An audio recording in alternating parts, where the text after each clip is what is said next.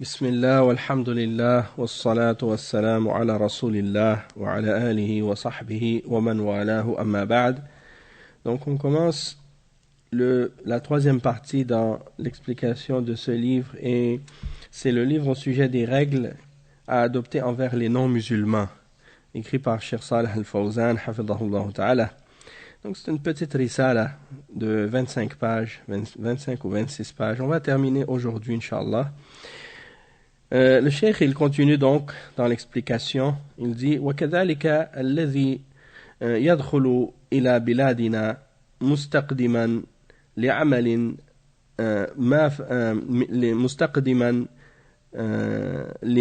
ما فهذا يدخل في حمايتنا وفي ذمتنا ولا نعتدي عليه ولا نترك أحدا يعتدي عليه أو يؤذيه حتى يرجع إلى بلاده لأننا نحن الذين استقدمناه وأمناه فيجب أن نفي له بالحق لأن الإسلام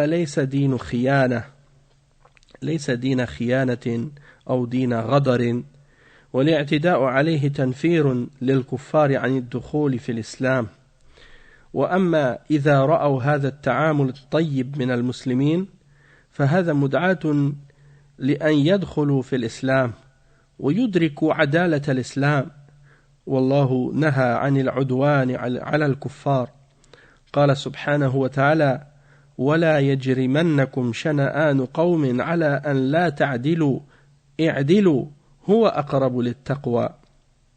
Donc le cheikh il explique, il dit c'est ainsi également que les travailleurs ou les employés qui rentrent dans nos pays pour faire un travail, et on les a fait venir pour travailler, pour faire quelque chose, pour faire un travail spécifique, eh bien, celui qui, parmi eux, rentre dans nos pays, nous devons donc, à ce moment-là, lui donner notre protection.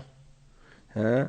Et il n'est pas permis de transgresser contre lui, ou de laisser quiconque transgresser contre lui, ou de lui faire du tort, jusqu'à ce qu'il retourne dans son pays. Et donc, nous avons cette responsabilité-là, de le protéger. Pourquoi? Parce que nous l'avons fait venir, pour qu'il vienne faire un travail pour nous. Et donc, nous lui avons offert la sécurité. Et donc, il est obligatoire pour nous de respecter cela et d'agir de façon véridique. Il dit parce que la religion de l'islam n'est pas une religion qui permet la trahison.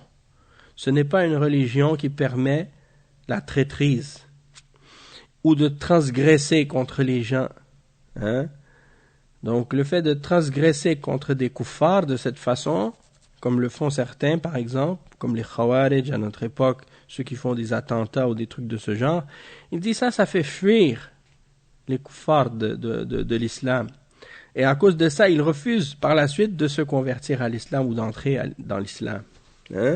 Et on a vu même dans certains pays non musulmans où ils utilisent justement les agressions qui ont été faites comme un prétexte pour faire de l'injustice aux musulmans par la suite et pour persécuter les musulmans à cause de ces actes et de ces transgressions et de ces attentats. Tandis que s'ils voient de la part des musulmans un bon comportement, eh bien c'est ce qui va les inciter à vouloir même se convertir et à entrer dans l'islam, parce qu'ils vont comprendre la justice de cette religion de l'islam. Et Allah Azza wa Jal nous a interdit de transgresser envers les non-croyants, envers les kuffars.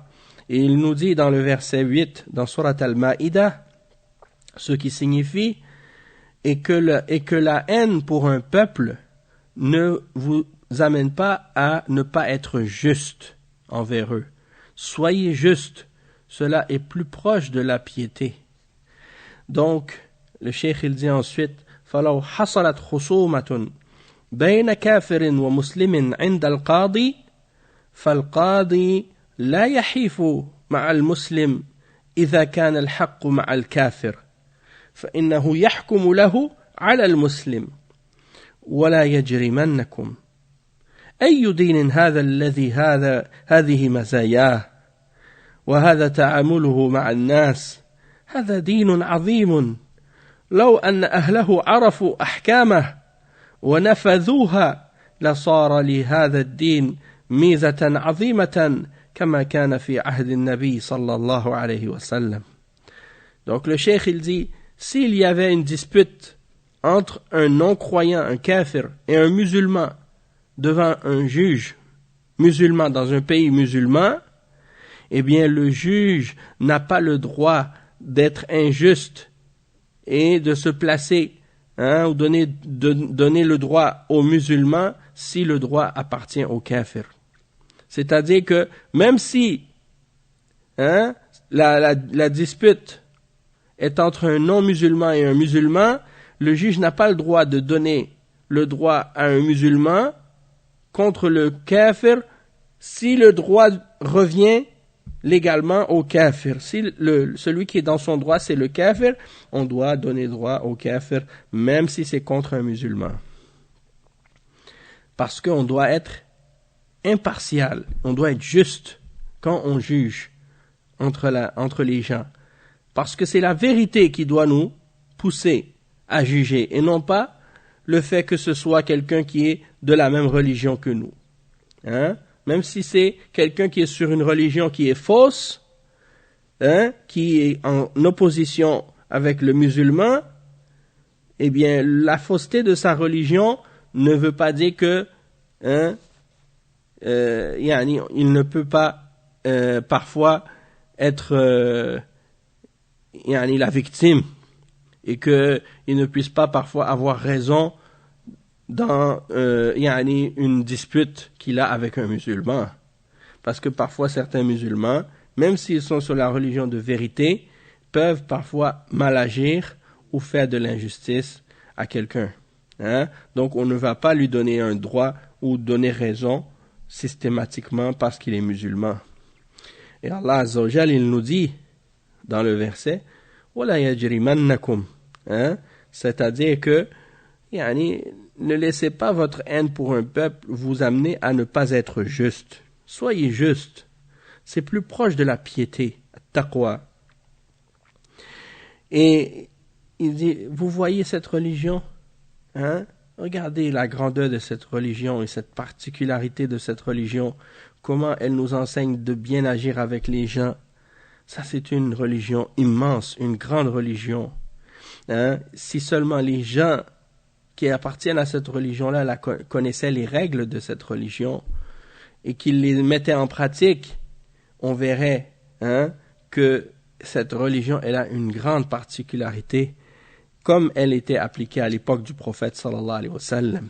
Ce qui faisait justement que les gens voulaient se convertir automatiquement. Aussitôt qu'ils voyaient les musulmans, qu'ils comprenaient le comportement des musulmans, aussitôt ils acceptaient l'islam et ils se convertissaient à l'islam. Subhanallah. Même certains, parfois, ils pouvaient même pas croire que ces hommes-là, c'était des êtres humains. Tellement ils étaient justes, tellement ils étaient bons. Certains disaient ça, c'est pas des êtres humains, c'est des anges. Tellement ils étaient droits. Subhanallah. Et combien de peuples se sont convertis à l'islam par les échanges commerciaux qu'ils ont eus avec les musulmans quand ils ont vu le comportement honnête des commerçants musulmans à l'époque. Des peuples entiers se sont convertis à l'islam à cause de ça. Subhanallah. Alors que parfois aujourd'hui, c'est pas toujours justement l'exemple qui est donné, c'est pas l'exemple de l'islam, malheureusement. Allah musta'an. Donc le cheikh il dit ensuite أذكر قصة على عهد النبي صلى الله عليه وسلم من تعامله مع الكفار. جيء بثمامة ابن أثال سيد أهل اليمامة كافرا، أسرته سرية رسول الله صلى الله عليه وسلم، وهو قادم يريد العمرة، فأسروه وجاءوا به إلى المدينة وهو كافر، فربطه النبي صلى الله عليه وسلم في سرية في المسجد، وجعل كلما مر عليه الرسول صلى الله عليه وسلم قال: ما وراءك يا ثمامة؟ فيقول: خير يا محمد، إن شئت مالا فخذ مالا، وإن عفوت تعفو على شاكر. وردد عليه صلى الله عليه وسلم كلما يمر عليه يقول: ما وراءك؟ فيجيبه هذا الجواب. وفي النهاية قال صلى الله عليه وسلم: أطلقوا ثمامة. فأطلقوه، فذهب ثمامة إلى نخل قريب من المسجد فتوضأ وتطهر، ثم جاء الرسول صلى الله عليه وسلم وقال: أشهد أن لا إله إلا الله وأشهد أنك رسول الله. والله ما على وجه الأرض شخص أبغض إلي منك، ولا على وجه الأرض وجه أكره عندي منك، ولا على وجه الأرض دين أكره إلي من دينك.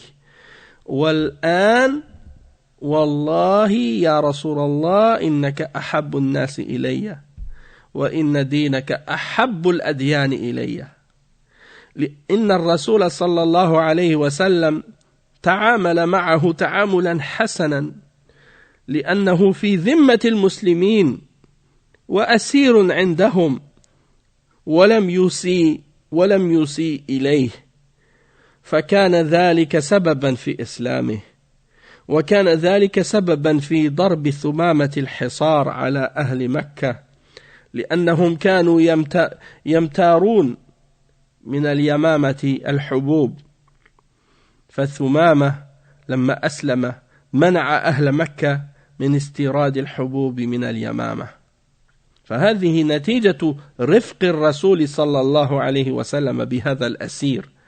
فالله جل وعلا قال في مدح الأبرار: ويطعمون الطعام على حبه مسكينا ويتيما وأسيرا.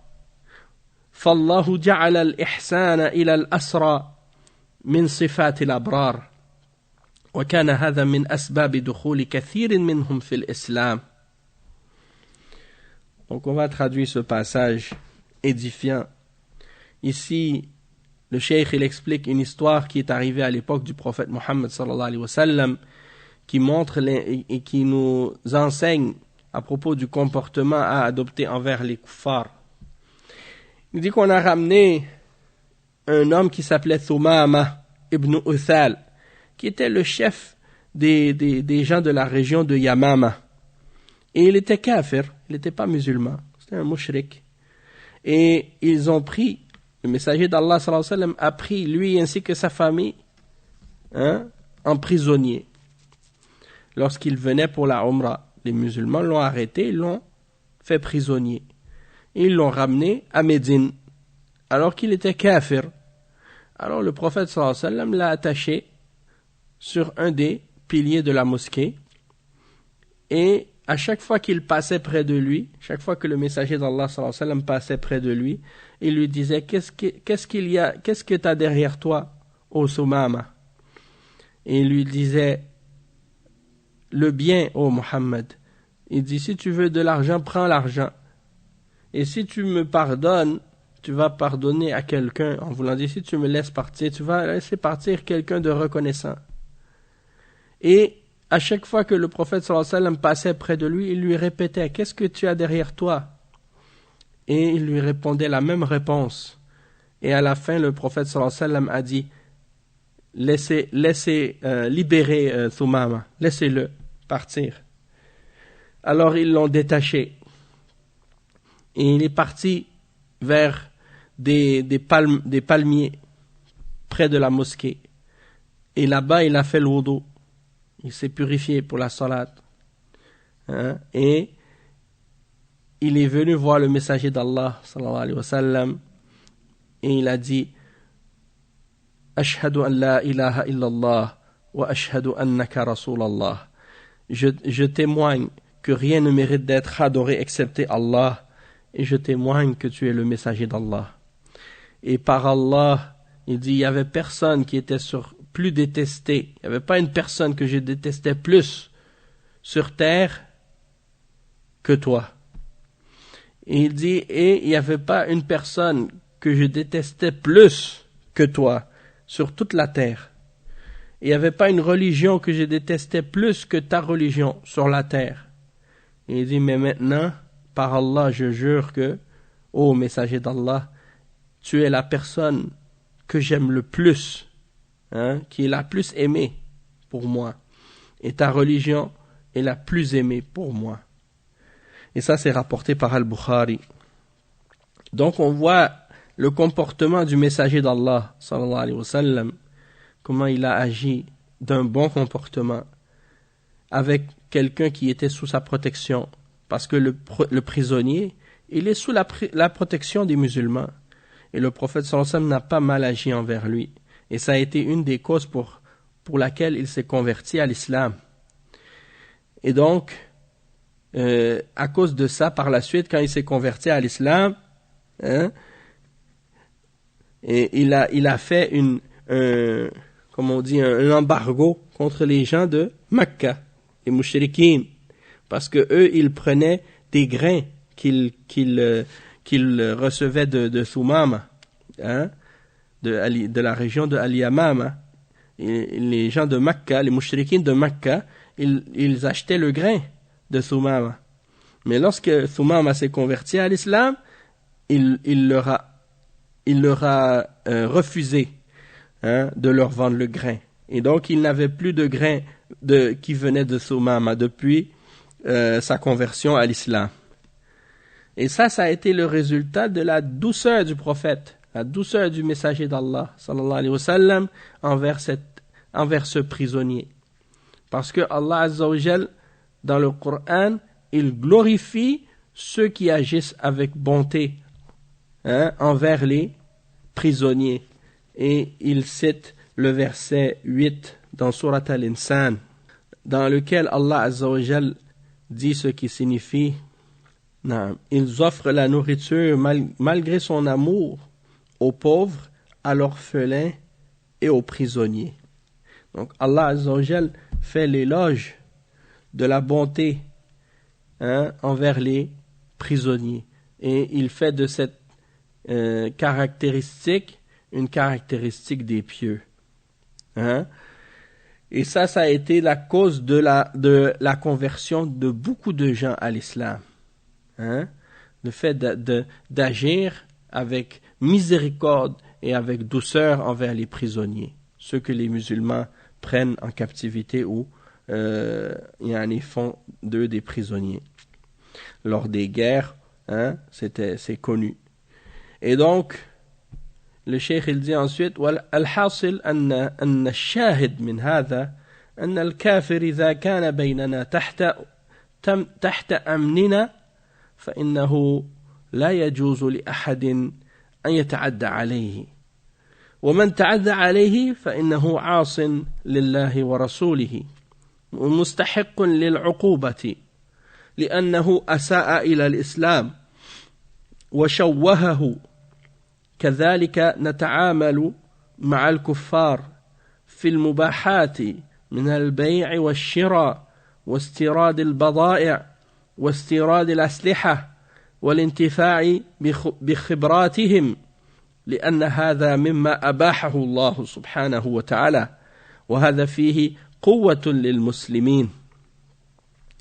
Le cheikh il dit également, en résumé, on peut dire donc de ça qu'il y a un témoignage ici, comment le messager d'Allah sallallahu alayhi wa sallam a agi envers ce kafir, parce que il était sous notre protection.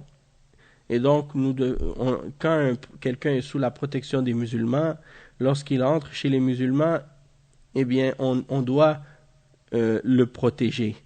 Et donc, il n'est pas permis à quelqu'un de transgresser contre lui ou de porter atteinte à sa vie ou à ses biens. Et quiconque transgresse contre lui, il a désobéi à Allah et à son messager. Et par conséquent, il mérite le châtiment. parce qu'il a fait du tort à l'islam. Il a sali l'image de l'islam. Et c'est ainsi que, également, il est permis pour nous de faire des commerces et d'interagir avec les kuffars dans ces choses qui sont licites, de vendre et d'acheter, de faire importer des biens de chez eux et également d'importer des armes, d'acheter des armes, d'acheter également leur expérience et leur connaissance, leur expertise dans certains domaines, parce que cela fait partie des choses qui sont licites, que Allah a permises. Et c'est quelque chose dans laquelle il y a une force aussi pour les musulmans. Donc si par exemple les musulmans ont besoin de quelqu'un pour leur montrer comment faire voler par exemple des avions à réaction ou des choses comme ça, ou bien des sous-marins, ou bien d'autres matériels militaires, ils vont vendre ça dans les pays musulmans. Les kuffars, ils vendent ça aux musulmans. Les musulmans achètent ces choses-là des kuffars, c'est permis. Et aussi d'avoir des gens qui vont venir pour entraîner les soldats musulmans et les armées des musulmans pour leur montrer comment utiliser ces appareils et savoir comment les conduire. Ça c'est permis également et c'est un bien pour les musulmans. Et de même que le cheikh il dit وَكَانُوا فِي عَهْدِ النَّبِي صلى الله عليه وسلم يتاجرون مع الكفار ويشترون منهم ويبيعونهم فهذا من المصالح بين الناس وكذلك أهل الخبرة منهم نستفيد من خبرتهم لأن النبي صلى الله عليه وسلم لما خرج مهاجرا من مكة إلى المدينة استأجر رجلا من الكفار وهو عبد الله بن أريقط الليثي كان هاديا خريطا فاستأجره ليدله على الطريق فاستفاد من خبرته في الطريق ودفع له الأجرة فهذا من المصالح من مصالح المسلمين وهذا أيضا مما يتيح الفرصة للكافر في أنه يرغب في الإسلام إذا رأى هذا التعامل العجيب وهذا التعامل الطيب. Donc le cheikh il explique que également le prophète, à l'époque du prophète sallallahu alayhi wa sallam, les musulmans faisaient des commerces avec les kuffars, ils vendaient, ils achetaient, il n'y a aucun mal de faire ça tant que c'est dans le halal et ça fait partie des biens que les gens recherchent, il n'y a pas de problème avec ça. Et donc il dit le cheikh que si également parmi les kuffars il y en a qui sont des experts dans certains domaines, il est permis de profiter de leur expertise. Et il dit comme le prophète sallallahu alayhi wa sallam à l'époque il a fait la hijra, il a quitté Makka vers Médine, il a payé un d'entre les kuffars qui était justement expert dans justement un guide dans les chemins, il connaissait les routes et il connaît les chemins entre Makka et Médine. Alors il n'était pas musulman, c'était un kafir, il s'appelait Abdullah ibn Urayqit al-Laythi et le prophète sallallahu alayhi wa sallam l'a engagé pour qu'il lui montre le chemin pour arriver jusqu'à Médine. Et il a donc utilisé son expertise pour arriver jusqu'à Médine et pour faire cette hijra. Et il lui a donné son salaire. Et donc ça c'est dans les intérêts des musulmans et c'est dans le bien des musulmans. Et ça donne une occasion également aux kuffars de connaître et d'aimer l'islam et de voir le bon comportement que les musulmans adoptent entre eux et envers les non-musulmans aussi. Ce comportement étonnant et cette belle attitude. Beaucoup de kuffars ont accepté l'islam après avoir vécu parmi les musulmans, quand ils ont vu le comportement des gens de l'islam ils se sont convertis à l'islam. Parce que l'image qu'on donne des musulmans dans les médias, c'est une caricature qui falsifie la réalité, qui est contraire à la réalité. Parce que, au contraire, lorsque les non-musulmans vont dans les pays musulmans, ils côtoient les musulmans, ils voient la beauté de l'islam, la réalité du comportement islamique. Et beaucoup d'entre les non-musulmans acceptent l'islam à cause de ça. Le cheikh il dit ensuite, فالحاصل أن دين الإسلام دين الدعوة ودين الجهاد في سبيل الله. الجهاد وفق الكتاب والسنة وليس العدوان والاعتداء على الناس المستأمنين والمعاهدين بالتفجير أو بالغدر والخيانة. هذا ليس من الإسلام ولا من أخلاق الإسلام، بل من أخلاق أهل الشر والخونة وليس من أخلاق المسلمين. فعلينا أن نتنبه لهذه الأمور العظيمة، ومنها التعامل بين المسلمين والكفار، ولا يمكن هذا إلا بالرجوع إلى كتاب الله وسنة رسول الله صلى الله عليه وسلم وإلى كتب أهل العلم. كذلك مما نتعامل به مع الكفار أنهم إذا كانوا أهل ذمة أو أهل عهد يعيشون في بلادنا وتحت ولايتنا، فإننا نمكنهم من مزاولة عباداتهم، لكن فيما بينهم سرا، ولا يظهرون ذلك بين الناس، وإنما يعملونه في بيوتهم والأمكنة الخاصة بهم. أما أنهم يظهرون عباداتهم في بلاد المسلمين فهذا لا يجوز وليس هذا من حقهم. Donc le cheikh il dit en résumé, la religion de l'islam c'est une religion d'appel, de prêche et d'appel et d'invitation, et c'est une religion également de djihad dans le sentier d'Allah, de lutte et de combat selon le Coran et la Sunna, et non pas de la façon dans la transgression et le fait d'agresser les gens, d'agresser les non-musulmans qui sont dans les pays musulmans, qui sont rentrés avec une entente et qui sont sous les engagements et les ententes de paix avec les musulmans, de les agresser par des attentats ou par de la trahison ou des traîtrises. Tout ça, ça ne fait pas partie de l'islam, et ce n'est pas le comportement de l'islam, même que ça c'est le comportement des gens mauvais, des traîtres. Ce n'est pas le comportement des musulmans. Et il dit, nous devons donc faire attention à ce genre de choses importantes, et parmi eux, le fait d'avoir des bons comportements, et que comment on doit agir, nous les musulmans, envers les non-musulmans. Et on ne peut pas arriver à mettre en pratique cela, excepté si on revient au livre d'Allah et à la sunna du messager sallallahu alayhi wa sallam, et au livre des hommes de science.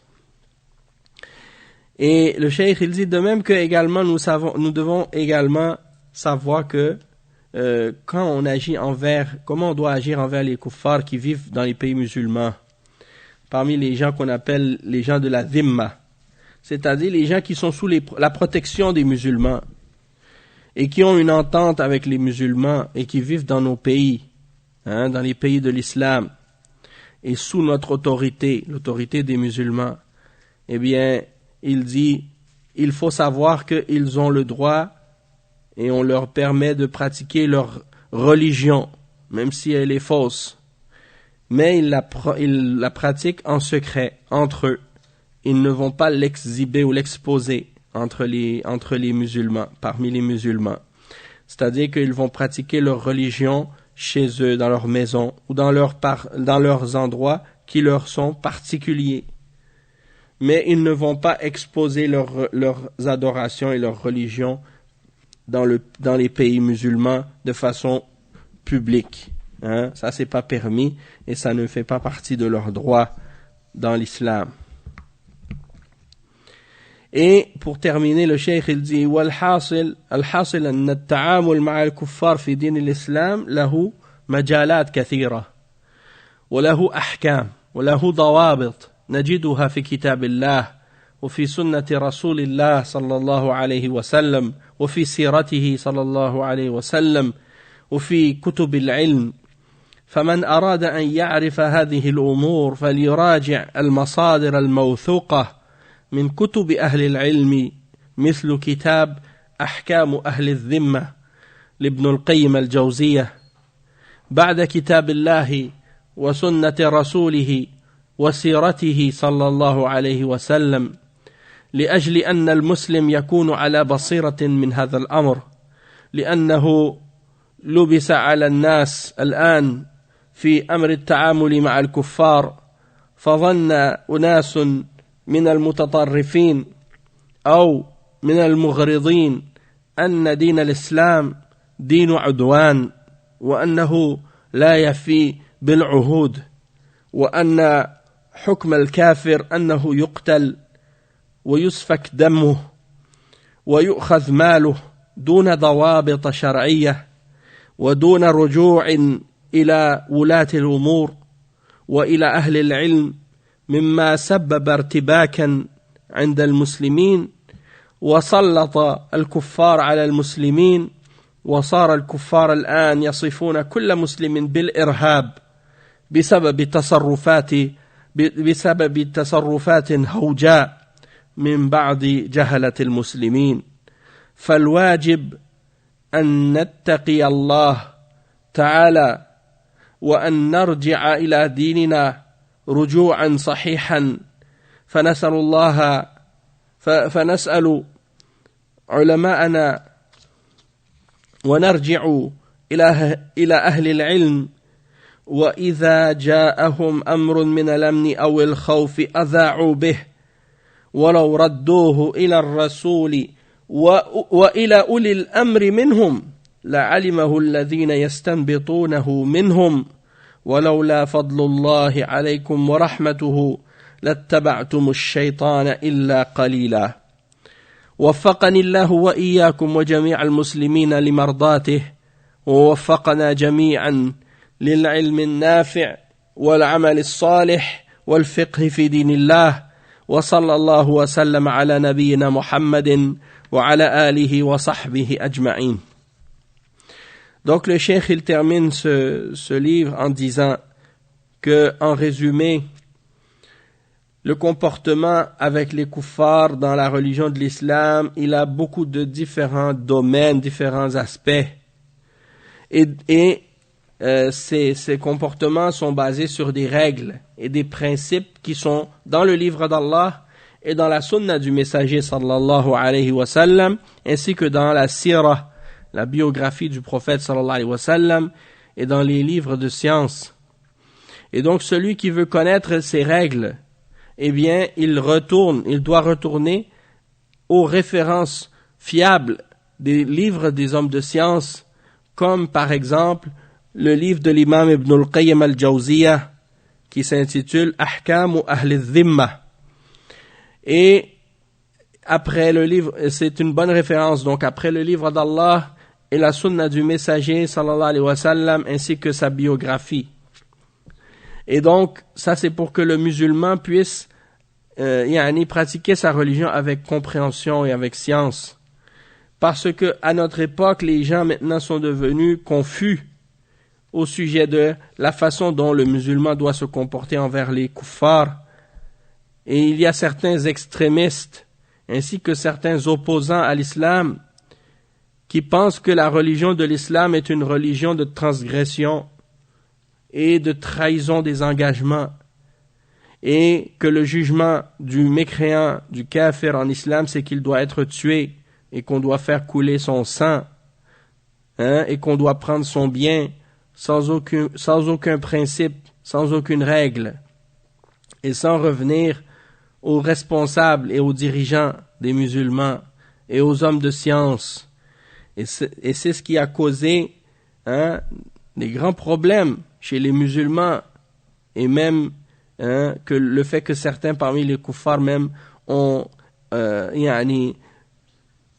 décidé par la suite de faire du tort aux musulmans et d'opprimer les musulmans, même que dans certains pays ils décrivent les musulmans ou ils considèrent les musulmans comme étant des terroristes à cause de certains comportements de la part de certains ignorants parmi les musulmans ou de certains égarés parmi eux. Et donc l'obligation pour le musulman, c'est de se préserver du châtiment d'Allah en obéissant à Allah et en s'écartant du châtiment, en s'écartant des péchés, et de revenir à la religion de façon correcte et à une compréhension authentique de l'islam. Et donc, on doit demander à nos ulama, à nos savants, et revenir aux hommes de science qui connaissent la charia de l'islam, comme Allah Azza wa Jal nous l'ordonne dans le Coran. Et Allah Azza wa Jal dit dans le verset 83 de Surat An-Nisa, ce qui signifie, et lorsque leur vienne un ordre qui fait partie des affaires de la sécurité ou de la crainte, et il la divulgue, il la diffuse, mais au lieu de la diffuser, s'il l'avait ramené aux messagers, et s'il l'avait ramené à ceux d'entre eux qui détiennent le commandement, eh bien, ils auraient su comment comprendre cette information et cette nouvelle. Et si ce n'était de la grâce d'Allah sur vous et de sa miséricorde, vous auriez suivi le shaitan, tous, excepté très peu d'entre vous. Et donc, ça c'est pour clarifier que les musulmans doivent revenir à leur religion. Et on voit que, par exemple, juste pour terminer, je fais une petite note aussi en passant, que dans certains pays non musulmans, les autorités de ces pays-là maintenant poussent la laïcité, et ils essaient de faire croire aux gens que la seule façon de combattre ou d'enrayer l'extrémisme religieux et le fanatisme ou le terrorisme, c'est en appliquant la laïcité. Et qu'est-ce qu'ils veulent dire par là? C'est d'interdire la religion dans les endroits publics ou dans les endroits d'apprentissage ou dans les lieux publics. Ils interdisent aux musulmans de pratiquer leur religion ou même d'apprendre leur religion. Et ils vont même parfois classer certaines pratiques religieuses qui font partie des pratiques authentiques de l'islam. Ils les considèrent comme des formes de, qu'est-ce qu'ils appellent des formes de radicalisation, ou bien ils vont les qualifier d'islamistes ou d'intégristes, alors que ça fait partie des règles de la religion musulmane authentique, connue depuis l'époque du prophète Mohammed, sallallahu alayhi wa sallam, que tous les musulmans pratiquent dans tous les pays musulmans et partout dans le monde, et que ça n'a jamais été une forme d'extrémisme ou de terrorisme. Ils l'incluent dans le terrorisme et dans l'extrémisme. Et ils font une distinction entre l'islam politique et l'islam non politique, comme si dans l'islam il y avait une exclusion de qu'est-ce qui est politique, et que ceux qui appliquent ou considèrent des aspects de la politique comme faisant partie de l'islam, que ces gens-là sont automatiquement des gens à rejeter ou des gens à combattre. Donc, tout ça, c'est des amalgames et de l'injustice. Et c'est des manières de faire des persécutions envers les musulmans. Ça, c'est vraiment un crime, en réalité. C'est vraiment un crime parce qu'on empêche des gens de pratiquer leur religion, alors qu'on leur a promis la liberté. C'était pas quelqu'un qui leur a imposé de donner aux gens la liberté religieuse, c'est eux-mêmes qui se sont imposés ces principes-là. C'est pas les musulmans qui sont rentrés en Europe et pour dire aux Européens et aux Américains et aux Nord-Américains, établissez un principe de liberté de religion pour nous les musulmans dans vos pays. Hein? C'est pas les musulmans qui sont venus chez eux pour leur demander ça. Non, c'est eux-mêmes qui ont établi ce principe-là chez eux avant tout. Hein? Et donc aujourd'hui, ils traitent les musulmans comme une classe secondaire, comme si en voulant dire non, vous n'avez pas le droit de liberté. Et vous n'avez pas de liberté religieuse, parce que votre religion, c'est une religion d'extrémisme et de terrorisme. Ça, c'est de l'injustice. C'est pas parce qu'il y a des égarés ou des ignorants parmi les musulmans qui font des choses sans science que ça veut dire que on doit condamner tous les musulmans et condamner la religion elle-même. Et ce qui est malheureux dans tout ça, c'est qu'une grande partie de la cause qui fait justement en sorte que il y ait des ignorants comme ça parmi les musulmans dans ces pays-là, c'est parce que justement on leur a empêché d'apprendre leur religion correctement. On leur a empêché, au nom de la laïcité, d'étudier correctement les croyances réelles et authentiques de leur religion. Ce qui fait que ces gens-là, quand ils ont commencé à se pencher vers la religion, eh bien, étant donné qu'ils n'avaient pas de compréhension et pas de science, ils sont tombés dans l'extrémisme parce qu'ils n'avaient aucun moyen de se prémunir, de se protéger contre l'extrémisme, parce qu'ils n'ont pas eu d'éducation religieuse, n'ont pas eu d'éducation islamique. Et en Angleterre, il y a une étude qui a été faite il y a quelques années, et ils sont arrivés à la conclusion que les jeunes et que les musulmans qui sont tombés dans les formes d'extrémisme, de terrorisme dans les pays occidentaux, et même dans les pays musulmans, eh bien, c'était des jeunes qui n'étaient pas religieux. C'est des jeunes qui étaient loin de la religion. Et c'est ces jeunes-là, lorsqu'ils commencent à devenir religieux, à vouloir devenir religieux et qu'ils n'ont pas de science, c'est eux qui sont tombés facilement sous l'influence des groupes extrémistes et des égarés. D'accord? Donc, ceux qui suivent la compréhension des salafs et qui étudient leur religion et qui s'attachent à la compréhension de l'islam et qui cherchent la piété parmi les hommes et les femmes, c'est les gens les plus éloignés du terrorisme et de ce genre d'actes et de transgressions.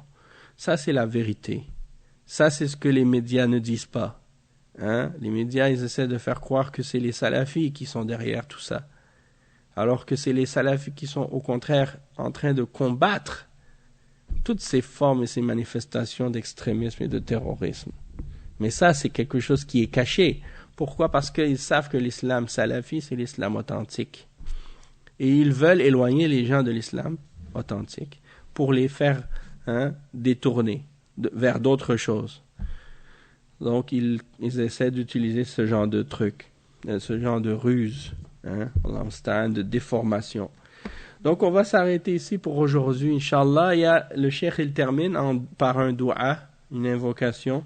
Il dit que Allah me donne à moi, ainsi qu'à vous tous, à tous les musulmans, le succès d'obtenir son agrément, et qu'il nous donne à tous également le succès d'obtenir la science bénéfique et les bonnes œuvres et la compréhension dans la religion d'Allah, et paix et bénédiction sur notre prophète Mohammed sallallahu alayhi wa sallam et sur sa famille et sur tous ses compagnons. Et ça, c'est ce qui conclut le livre Ahkam al-Ta'amul ma'a ghayr al-Muslimin, et c'est une conférence, comme je disais, qui a été donnée par le cheikh Al-Fawzan, et la conférence en question, elle avait été donnée dans la ville de Jazan, dans le sud de l'Arabie, et c'est le 2e jour du 2e mois du calendrier musulman de l'année 1429 de la Hijra. Donc on s'arrête ici et qu'Allah récompense le cheikh pour ce livre. Il est vraiment bénéfique, il est vraiment clair alhamdulillah, il nous a fait comprendre l'importance de la da'wa dans l'islam. Il nous a fait comprendre l'importance également du djihad dans l'islam et la différence entre le djihad et le terrorisme. Et il nous a fait également comprendre aussi comment on doit agir envers les non-musulmans et comment on doit respecter nos engagements envers eux et la distinction aussi entre les différentes catégories de non-musulmans et les règles qui s'appliquent à ces différentes catégories-là. Et tout ça, ça a été vraiment bien clarifié. D'accord? Donc, on demande à Allah qu'il accepte ce livre et cet effort de la part du cheikh et qu'il nous récompense aussi et qu'il mette ça dans la balance de nos bonnes œuvres au jour de la résurrection. Subhanakallah wa bihamdika ashhadu an la ilaha illa ant astaghfiruka wa atubu ilayk wa sallallahu wa sallam ala nabiyyina Muhammad wa ala alihi wa sahbihi ajma'in. Wassalamu alaykum wa rahmatullahi wa barakatuh.